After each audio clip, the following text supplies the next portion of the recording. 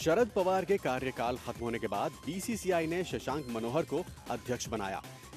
शशांक मनोहर ने अपनी कुर्सी संभालते ही सबसे पहला काम भारतीय क्रिकेट टीम के लिए नया कोच ढूंढना शुरू कर दिया और आखिरकार शशांक मनोहर को गैरी कर्स्टन के रूप में एक काबिल कोच मिला, जिसने भारतीय टीम की काया पलट दी। कर्स्टन की देखरेख में टीम इंडिया ने साउथ अफ्रीका का दौरा किया, जहां उसने सीरीज 1-1 से बराबर की। इसके बाद तो भारतीय टीम के एक और सुनहरे दौर की शुरुआत हो गई। न्यूजीलैंड के खिलाफ उसके घर में सीरीज जीत और फिर श्रीलंका के खिलाफ सीरीज जीतकर कर्स्टन की कोचिंग में टीम इंडिया को वर्ल्ड क्रिकेट में एक नई पहचान दिलाई। फिर 2011 में कर्स्टन के उस यादगार लम्हे को कौन भूल सकता था, जब उन्होंने टीम इंडिया को वर्ल्ड चैंपियन बनाया। India lift the World Cup after 28 years. Gary की कोचिंग के दौरान भारतीय टीम ने कुल 73 मैच जीते और महज 38 मैचों में ही हार का सामना करना पड़ा था। जब कर्स्टन ने भारतीय टीम के साथ बतौर कोच अपनी पारी शुरू की थी, तब बीसीसीआई के अध्यक्ष शशांक मनोहर थे। मौजूदा समय में भी शशांक मनोहर बीसीसीआई अध्यक्ष हैं।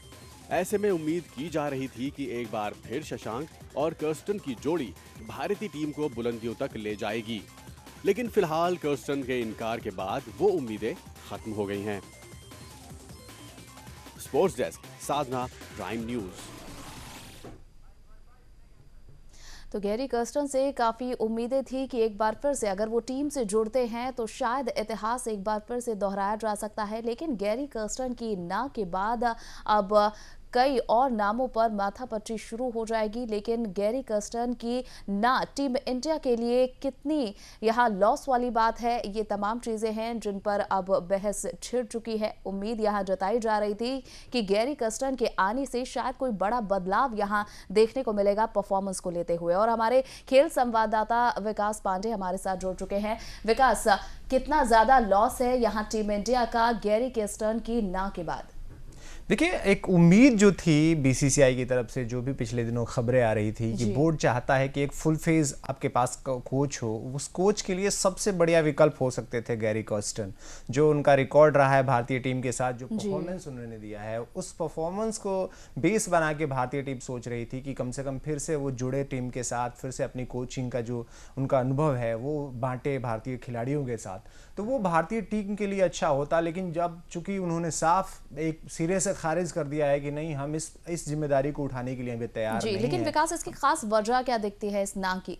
देखिए, वो अभी दूसरी चीज़ों में इन्वॉल्व हैं। वो इनडायरेक्टली अगर कहा जाए तो ये क्रिकेट साउथ अफ्रीका को अपनी तरफ से सेवाएं दे रहे हैं, क्रिकेट कोचिंग दे रहे हैं। इसके अलावा एनसीए में भी पिछले दिनों वो प्रैक्टिस में कई बार नजर आए जूनियर्स खिलाड़ियों के साथ। तो कई सारे रीजंस हैं। वो उन्होंने अपने साफ बयान में ये भी बोला है कि मैं नहीं चाहता कि अभी किसी ऐसी इन्वॉल्वमेंट में पूरी तरीके से घुस जाना कि मैं पूरी तरीके से बिजी हो जाऊँ। मैं अपने आप को अभी जिस काम के लिए अभी मैं जुड़ा हूँ, जो काम कर रहा हूं, मैं उससे खुश हूं। अभी भारतीय टीम से जुड़ने का मेरी कोई मंशा नहीं है। मैं साफ इस बारे में सोच ही नहीं रहा हूं। तो वही सारी चीजें खत्म हो जाती है, फिर आपको नए सिरे से और जो विकल्प हैं उसके बारे में सोचने की चाहिए। जिस तरह से आप कह भी रहे थे कि जब भी किसी टीम में ज़्यादा बदलाव होने लगते हैं तो कोई नया इंसान उन नए प्लेयर्स के साथ जुड़ने में कहीं ना कहीं कंफर्टेबल नहीं होता है, क्या ये भी इसकी एक वजह है? क्योंकि टीम इंडिया में काफ़ी कुछ बदल रहा है इस वक्त। देखिए, 3 साल तक रहे थे।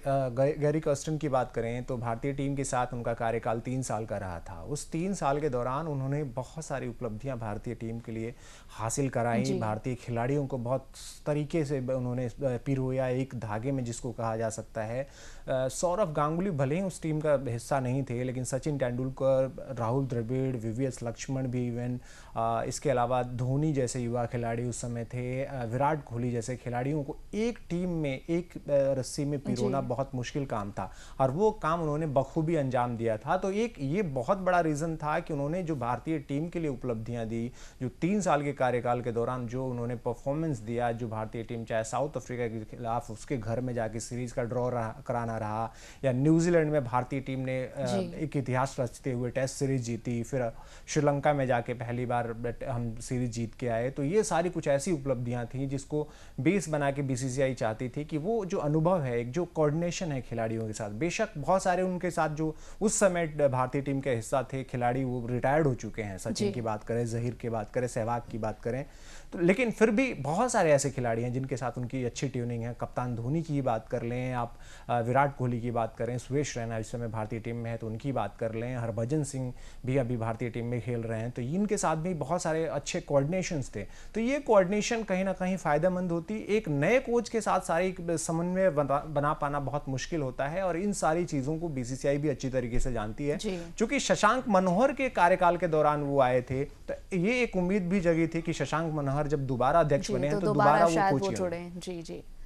चलिए, शशांक मनोहर के आने के बाद भी फिलहाल तो नहीं जुड़ पाए हैं, लेकिन अब आगे बढ़ेंगे और बात करेंगे बार्सिलोना की, जिसने एक बार फिर से फुटबॉल के मैदान में अपनी दबंगई दिखाई और क्रिस्टियानो रोनाल्डो की टीम को 4-0 से मात दी है। कड़ी सुरक्षा